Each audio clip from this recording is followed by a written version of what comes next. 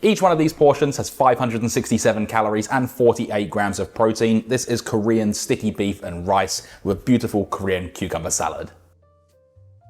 We'll start this off with a nice Korean-inspired cucumber salad. What we're going to need is one large continental cucumber. Slice it off both ends, slice it in half lengthways. Now you don't have to do what I'm about to do, but it just removes some of the moisture and makes our salad not so soggy. I'm using a spoon to scoop out the flesh. If you don't want to do this, like I said, you don't have to, but it does definitely help. And with any of the remaining flesh, you can use it in juices, smoothies, that sort of thing, or you can get rid of it, but it is better to use it in something. Once you have that done, slice this in half and slice these into nice thin strips. Rotate and then dice into small pieces. The smaller the better. Those bite-sized pieces are just so much easier to eat. You can cut this however you like.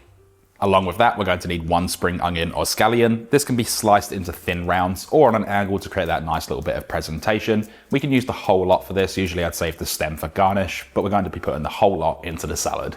An optional ingredient is 2 grams or 0.1 ounces of coriander or cilantro. If you think it tastes like soap, don't use it. And all I'm doing with this is roughly chopping it into those nice small pieces, making sure that there's no large leaves or stems. With that in a bowl, add 2 teaspoons of light soy sauce, 2.5 tablespoons of rice wine vinegar, 2 teaspoons of sesame oil, which is toasted sesame oil, 2 teaspoons of honey, just make sure you scrape it all in there so we get all of that flavor. 1.5 teaspoons of gochugaru, which is Korean chili flakes. If you don't have these, you can use regular chili flakes. 2 teaspoons of sesame seeds, and then season with salt and ground white pepper. Mix all of this together, make sure everything's coated in the liquid as well as all of the seasoning, and then put this in the fridge until we're ready to serve, and you should have something that looks like this.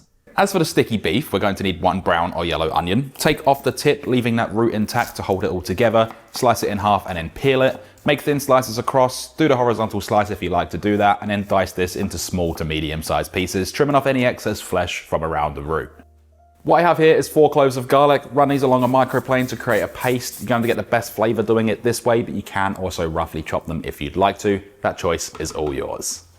Last but not least, we're going to need 300 grams or 10.5 ounces of regular green beans. We're going to top and tail these, just snap off the ends. You can do this with your hands, or you can just line them all up and then slice them. Once you have them done, we'll then line them up again and slice them into halves. It's a lot easier to eat this way, and you don't have to do it if you don't want to. I just wanted to add a couple of vegetables to this dish.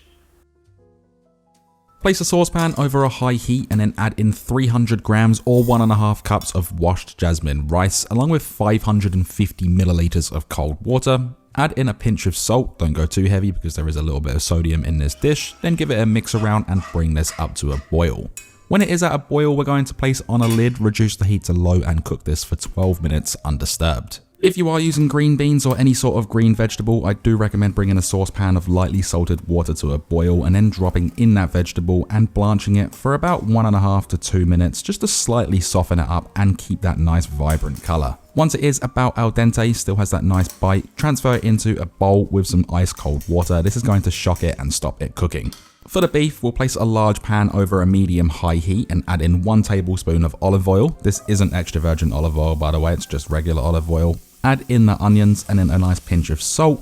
Mix this around and saute for about 3 to 4 minutes, moving it around regularly so it doesn't burn. If you do notice too much color is starting to gain, you can turn the pan down slightly. All pans have different materials and control heat differently. Once that's done, add in the garlic, mix it around and cook it for a further 1 minute, making sure that that garlic hasn't clumped up or even stuck to the bottom of the pan. Then we can add in our beef. This is 1 kilo or 2.2 pounds of beef mince or ground beef, and it has a fat percentage of 5%. Season lightly with salt, and you can go a little bit more generous with some ground white pepper. Let this sit for about 1 minute to 1.5 minutes to build a crust, and then start breaking it up. Mix it all through all of the onions and garlic, and we're going to brown this off until it's no longer pink, which will take roughly about 6 to 7 minutes. Going back to the rice, this has been cooking away for 12 minutes with that lid on. Turn it off the heat and leave the lid on for another 4 minutes, then remove it and fluff the rice up with a fork or a spatula, leaving us with this soft, fluffy rice that we can pop aside until we're ready to serve.